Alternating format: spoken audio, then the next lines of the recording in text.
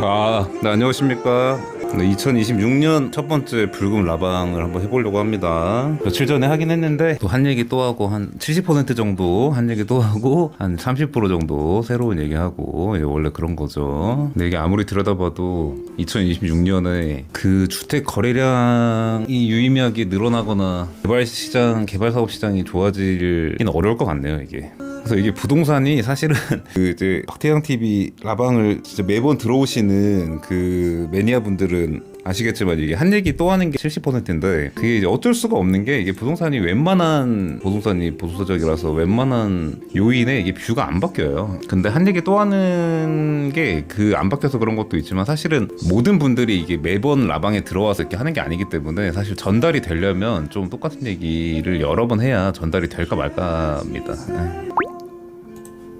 파크사이드 아파트가 오르면 오피스텔도 상승하겠죠. 그러니까 상승은 할 텐데 이제 아파트가 올라서 상승한다기보다 단지 자체가 좋고 이제 전반적으로 중심지에 있는 부동산이 오를 것 같아서 상승을 할 것 같은데 아파트랑 이제 비례할 것 같지는 않아요. 그러니까 예를 들면은 이게 어떤 얘기냐면은 그러니까 이게 분양 가격이 그 시점 밸류를 보여주는 건 아니잖아요. 그 시점 밸류를 이제 보여주는 게 아니기 때문에 예를 들면은 지금 밸류가 30억짜리인 거를 40억에 분양해도 팔릴 수 있어요. 이런 상승이 셀 때는. 왜냐면은 뭐 옛날에 뭐 그런 거 워낙 많았으니까. 특히 아서코만 해도 분양할 당시에 2017년 당시에 77평 38억 비쌌어요, 진짜. 왜냐면 그 돈이면 강남에 대형 평수 2개 살 수 있는 돈인데. 그러니까 진짜 비쌌는데 그 상승분이 차이를 좁히고 또 지어지고 나서 보니까 상품이 좋아서 오히려 추월해 버린 뭐 이런 케이스인데 그러니까 이런 사례들이 많다 보니까 사실은 이제 분양가가 비싸도 그거를 공격적으로 살려고 하는 수요가 우리나라는 특히 많단 말이에요, 이게. 그런 케이스가 워낙 많아서. 근데 이게 지금 아파트가 오르면 오피스텔 상승하겠죠? 이거는 그러니까 지금 오피스텔의 현 시점 밸류 대비 상승하냐 이거랑 또 다른 얘기예요. 이게 분양가 자체가 지금 밸류랑 얼마가 차이가 나는지 이게 또 타입별로도 제가 볼 땐 다르고 아까 왜냐면 제가 분양가 측정이 디테일하지 않다고 그게 아쉽다 그랬잖아요. 그러니까 이제 좀 케바케일 것 같긴 한데 이게 아무튼 이제 제가 하고 싶은 얘기는 이제 분양가 이꼴 현 시점 밸류가 아니다. 밸류가 아니라는 거예요. 근데 이제 파크사이드는 입주가 내년 말이니까 그때까지 사실은 얼마가 오를지 몰라서 밸류가 분양가를 뚫을 수도 있는 상황인 거죠. 지금은 사실 작년 재작년보다 이제 26년 27년은 주거용 부동산 더 올랐어야 되는 건데 작년에 이미 너무 많이 올랐잖아요. 사실은 이제 돈 풀린 거는 작년에도 많이 풀렸고 올해도 많이 풀린 건데 공급량은 비교가 안 돼. 그러니까 진짜 서울에 멀쩡한 아파트 입주 5개도 안 돼요. 막 이런 상황이야. 근데 이미 작년에 엄청 많이 올랐어. 20년 만에 뭐 최대 상승이래. 막 이런 상황이라서 지금 사실 오히려 지금 좀 되게 불안한 상황인 거죠. 집 못 산 무주택자랑 뭐 이런 사람들이. 아무튼 이런 상황이라 이제 그 분양가 뚫고 갈 수도 있을 확률이 점점 높아지고 있는 건 맞는데 이제 아파트 오르면 오피스 상승하겠죠. 이거는 지금 좀 애매하다. 마이너남 75평 전세 vs 아크로 삼성 40평 로얄 매매 태양님은 어떤 걸 선택하시겠어요? 그리고 아크로 삼성은 어떻게 보시는지도 궁금합니다. 근데 이 질문은 사실 지금 제가 이 라이브 키고 지금 얼마 됐죠? 지금 1시간 20분 동안 떠든 얘기랑 그 떠든 얘기에 그냥 답이 있는데 이건 아크로 삼성이 얼마나 좋고 나쁘고의 문제가 아니라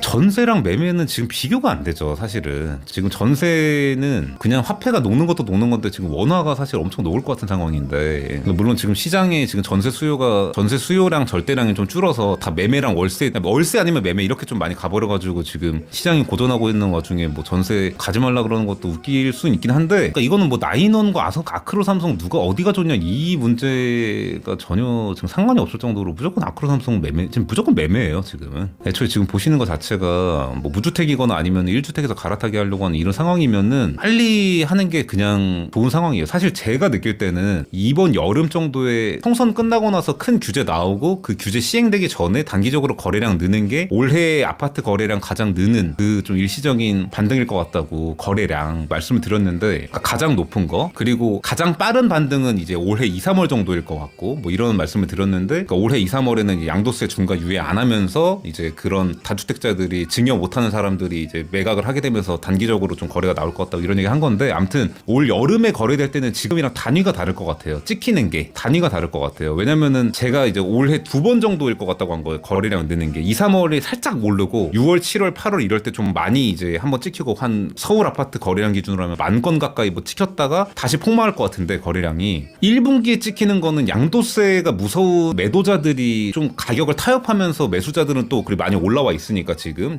소강 상태에서 매수자들은 계속 올라오고 있어. 그 매수 가격을 올리고 있는데 아직은 매도가가 여기 있으니까 안 돼요 거래가. 근데 이제 매도자들이 조금 내려와 주면서 거래가 될 것 같다는 건데 여름은 다른 얘기야. 여름에 거래되는 거는 그냥 매수자들이 따라와서 사는 거예요. 어떤 특별한 규제가 나왔어. 야 저거 나오기 전에 사야겠다. 객관적으로 따져봤을 때 지금 좀 비싸더라도 내년에 사는 것보다 지금 사는 게 이득이구나 라고 할 정도의 큰 규제가 나오는 거예요. 그러면은 그때 이제 한두 달 정도 거래량이 확 느는 건데 그때 거래되는 단위가 다를 것 같다는 거예요. 지금 거래되는 거랑. 그래서 매매가냐 전세가냐는 사실 지금 고민할 그 상황은 아닌 것 같습니다. 오피스텔은 보통 자산 가치로는 안 보지 않나요?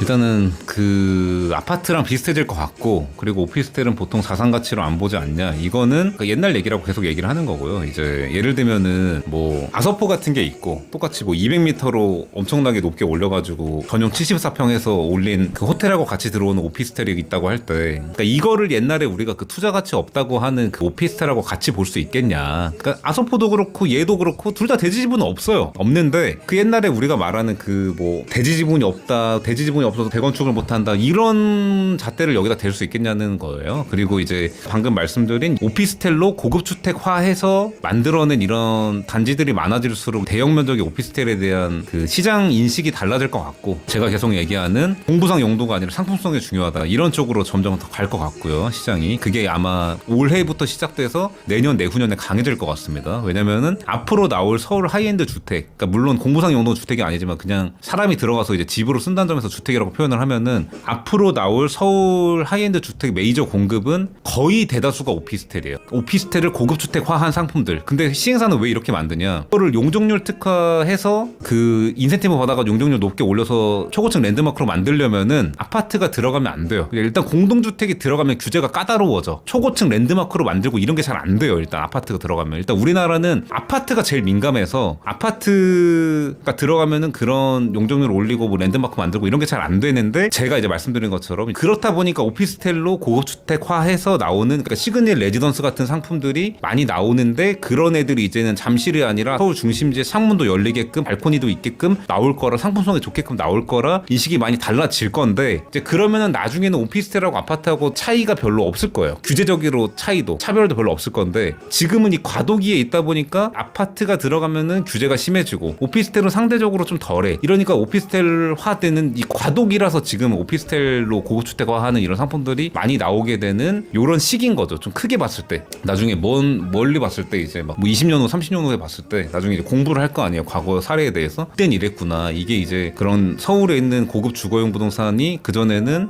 오피스텔로 대형 면적해서 이런 것들이 거의 주류가 아니었는데, 이제는 거의 나중에는 오피스텔로 된 그 고급주택들이 많이 생겨나서 이제 그냥 비슷한 옵션에서 선택을 하는 이런 상황이 됐는데, 수요층들 입장에서 볼 때 이때는 그 과도기였어서 오피스텔이 신규 공급할 때 규제가 별로 없으니까 많이 이걸로 상품화를 했구나, 뭐 이런 식으로 이제 될 것 같다는 좀 생각이고, 또 다른 이점은 당연히 이제 아파트는 공동주택으로 만들면 분양가 규제가 나오니까 파크사이드나 더힐이나 나인원 같은 문제가 무조건 생기는 거죠. 이것도 다 같은 맥락이에요. 아파트는 규제가 많아서 아파트를 수요층에 더 선호하는 걸 아는데도, 알아도 그 오피스텔은 시장에서 인식이 별론데 그 불리함을 감안하고도 오피스텔로 고급주택화해서 상품을 만드는 게 낫다는 거예요. 그렇게 하는 게 더 고급주택을 상품성 좋게 만들 수 있다는 상황인 겁니다. 지금의 디벨로퍼 공급자 입장에서. 그러니까 파크사이드 같은 케이스는 예외고, 파크사이드는 그냥 이제 조그만 거를 오피스텔로 만들고 큰 거를 대형을 아파트로 만들고 다양하게 그냥 상품을 넣은 건데,